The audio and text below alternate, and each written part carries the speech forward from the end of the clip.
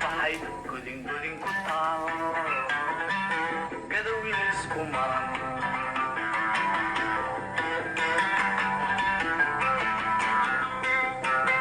geelgeel la jira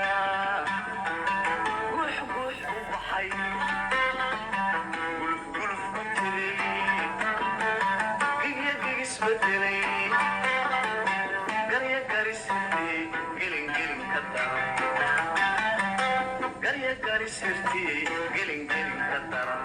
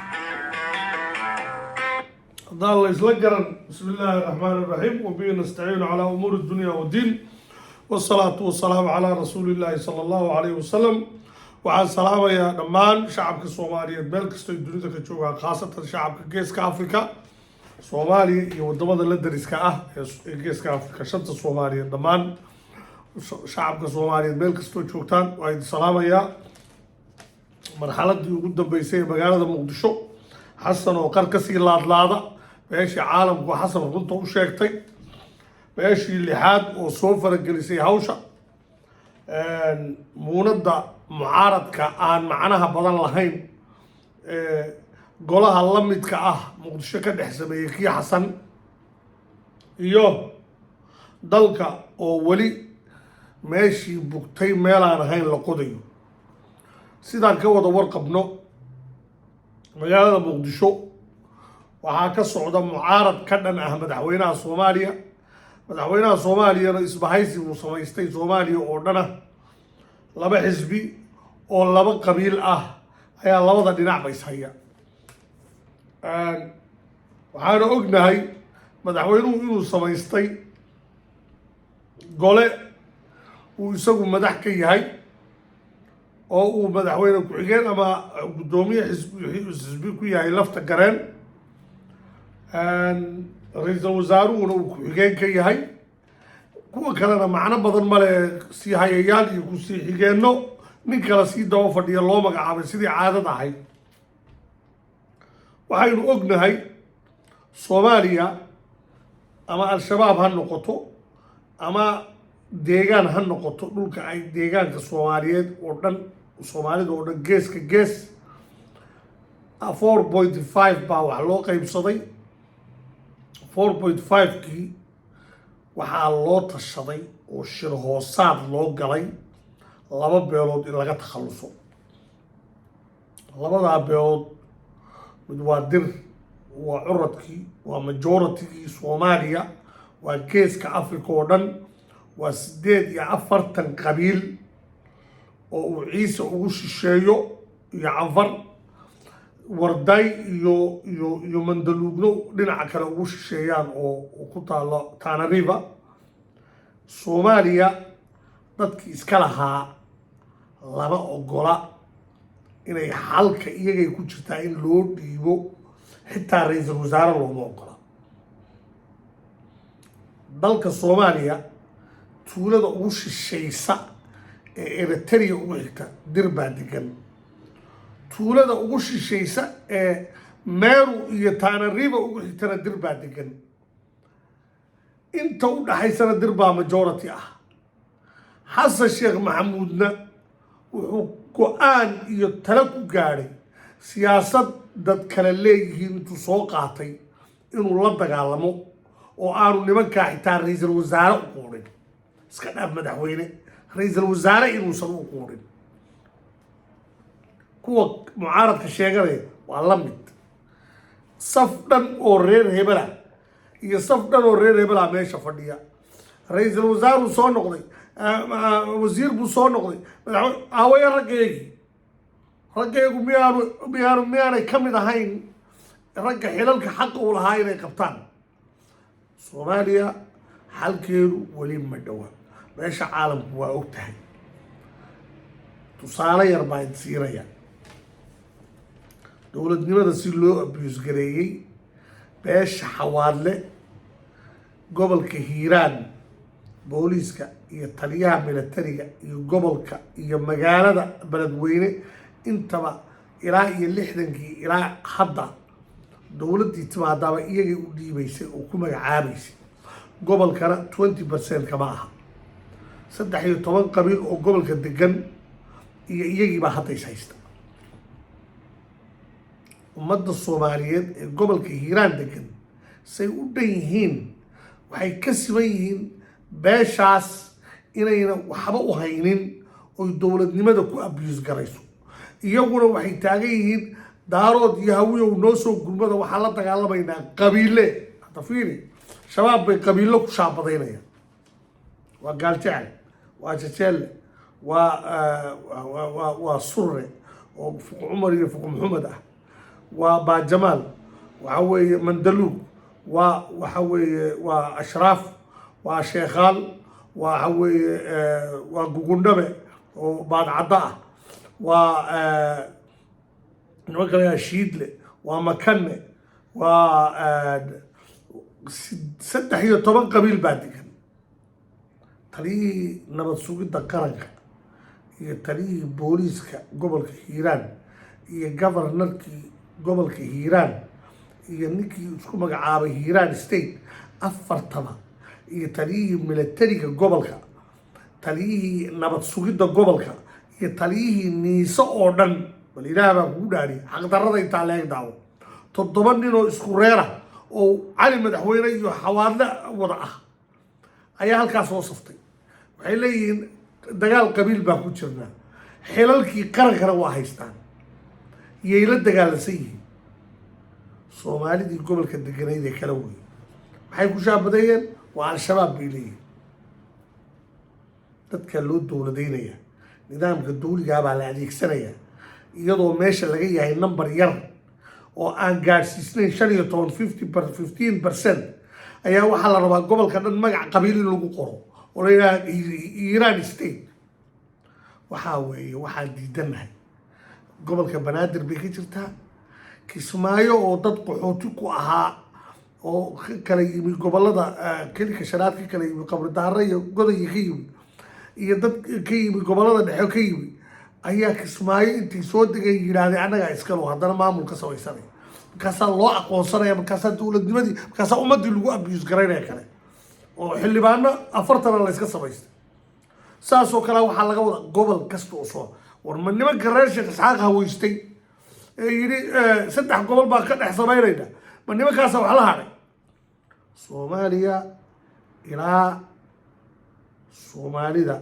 ay ogolaadaan inuu dirum curad u yahay oo madax u yahay oo cudud u tahay oo dalka dir leedahay oo ay xukumaan oo villa soomaaliya fadhiistaan oo dowladnimada madax u noqdaan soomaaliya dowlad ma noqonayso taa la ogaado dowlad soomaaliya kama noqonayso afrika dhexdeedana kama noqonayso beelo fiiri 70 kilomitir meel u jirta magaalada muqdisho ilaa iyo 80 kilomitir oo dhinacaas ah oo xeebta xigta ayuu xasan sheekh maxamuud isaga oo hubkii qaranka iyo dowladnimadii iyo taliyaashii ciidanka iyo wixii oo dhan haysta 70 kilomitir buu xukumi lahayaa oo soo ceshan lahayaa oo uu al-shabaab leeyahay way naga qabsatay marna iyagaa naga adkaaday marna anaha waxay muujinaysaa awood darrida dadka xukunka dalka loo dhiibay ee ay international community-gu baangaraynayaan ma awoodaan tuulooyinka ay asal ahaan ka soo jeedeen inay xitaa badbaadiyaan iyagana waa la ilaaliyaa madaxtooyada ugandhiis baa ku ilaaliya airportka iyo dekeda waa loo ilaaliyaa. sidee nin la ilaalinayo dal xal ugu keeni karaa? ma keeni karaan. dalka nimanka iskale waa nimanka diyaaradda lagu dulmaro ee meel walba haysta, kuwaasaa dalka iskale. soomaaliya nimankaasaa leh. ninkii dhulka ka dagaalami kara ee dhulka qabsan kara ee deegaankiisa jooga kaasaa dhulka leh.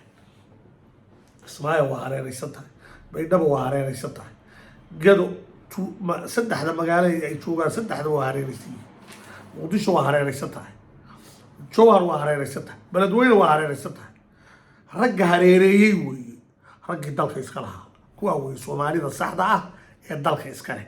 kuwaasaa xal keeni kara oo sida dunida dowladuhu uga jiraan dowlad uga samayn kara soomaaliya.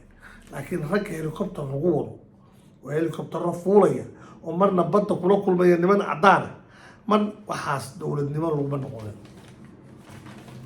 waxaan kusoo koobayaa xasan sheekh maxamuud oo fashilmay meesha caalamka oo indhaheedu shan yihiin inaan dalkan hawiye iyo daarood xal u keeni karin, maadaama iyagu ay yihiin kuwii fashiliyey dalka.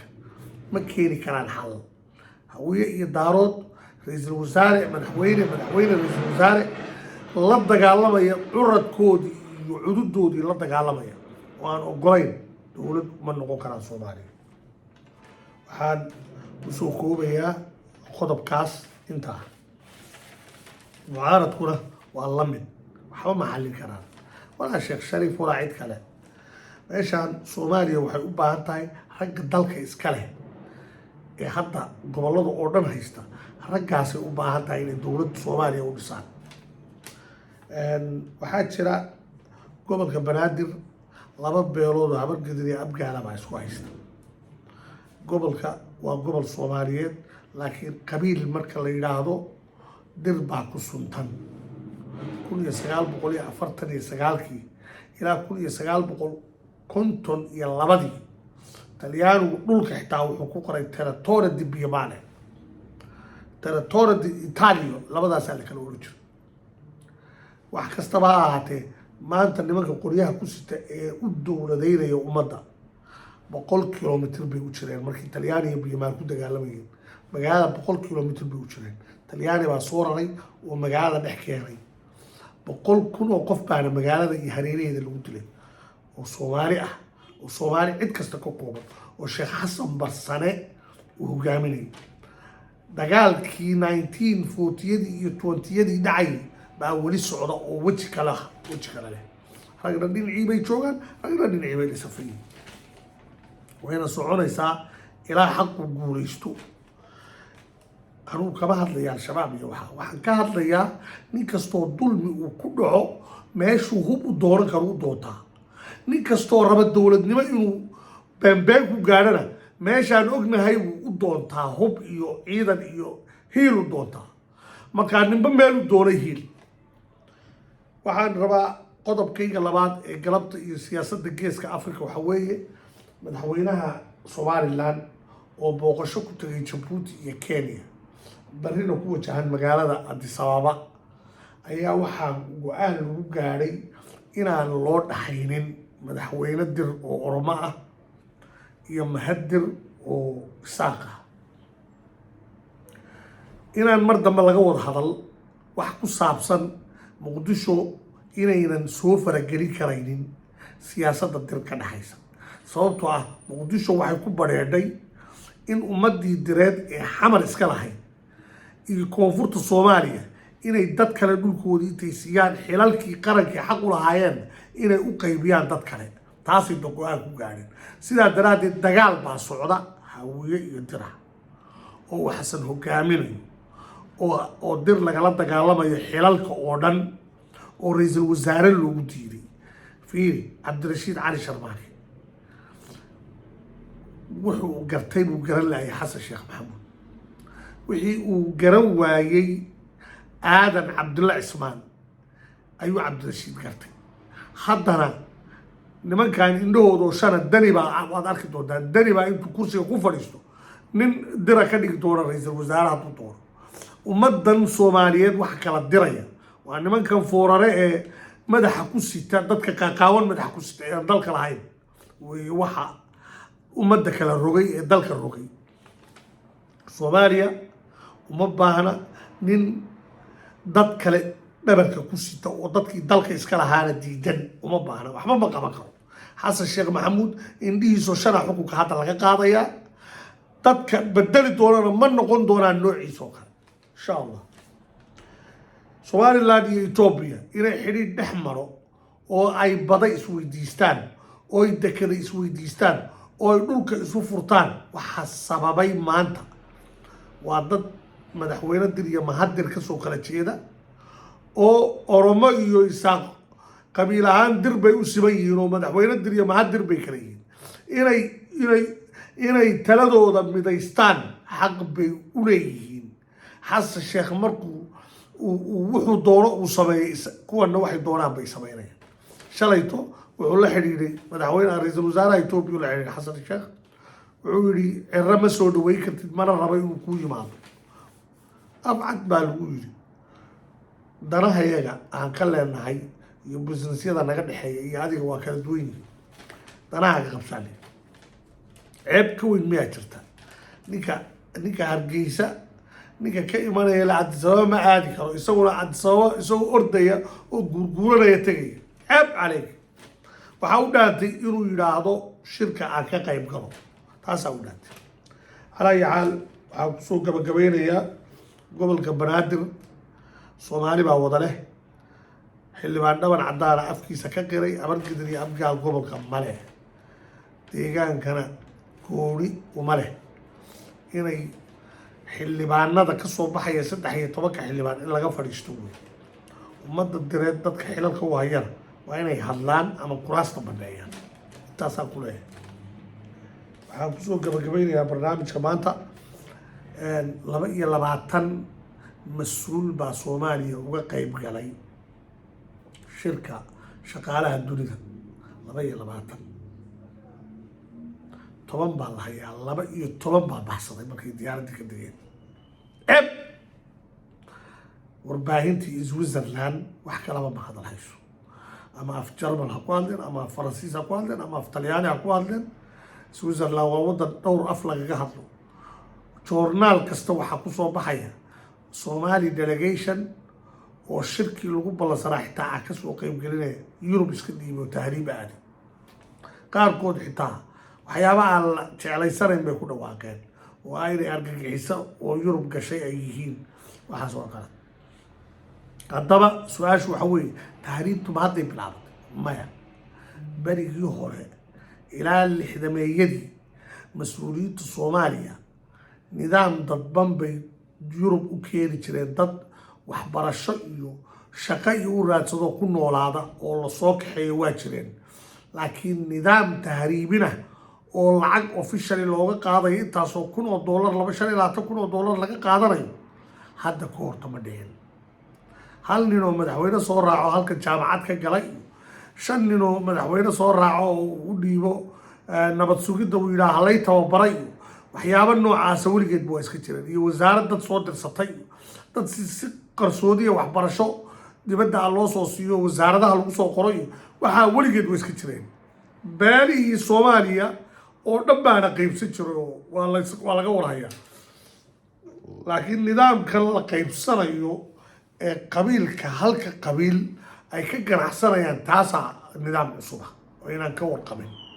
calaa iyo xaal waxaan kusoo gabagabeynayaa tahriibtaas ceeb weyn baa inaga raacday.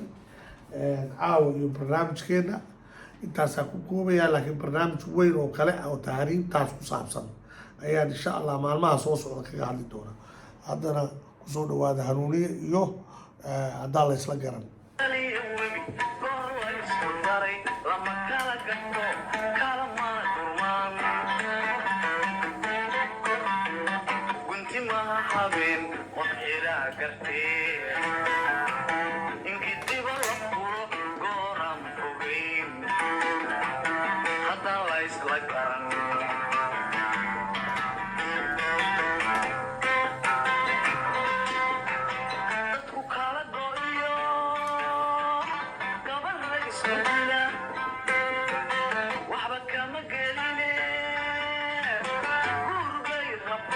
What